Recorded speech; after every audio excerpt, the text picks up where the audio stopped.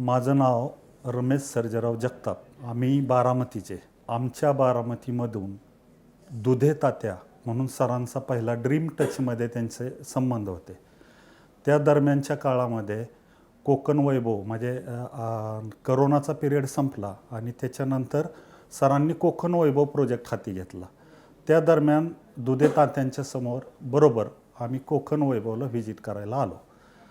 Visit करायला आल्यावर तो सगळा प्रोजेक्ट बघितला, सगळं बघितलं, सरांचं व्हिजन बघितलं. सगळं बघितल्यावर असं लक्षात आलं की या माणसाकडून बरंच काही घेण्यासारखं आहे, बरंच काही शिकण्यासारखं आहे. मग मी स्वतः सिव्हिल इंजिनियर आहे, कॉन्ट्रॅक्टर आहे. मी लवासा सिटीला कामं केली होती. त्यावेळेस सर मला काय म्हणले की आम्हाला काय गरज लागली तर तुम्ही आम्हाला सहकार्य करा. असा एक थोडासा विषय झाला. त्या विषयाच्या अनुसरून मग मला माझी सरांशी चांगले संबंध आले. मग आम्ही बऱ्याच वेळा व्हिजिट केल्या.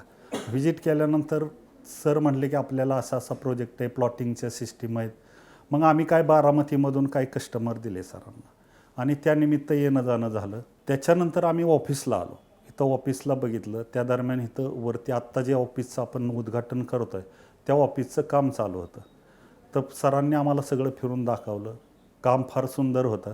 सरांना शुभेच्छा दिल्या आणि एकंदर सरांच्या बाबतीत सांगायचं म्हटलं तर असं बोललं जाईल की स्वप्न खूप लोक दाखवतात, पण स्वप्न अस्तित्वात आणायचं काम जर कोणी करत असतील तर ते आपले सर करतात आणि ते प्रत्यक्षात त्यांनी करून दाखवलं आहे.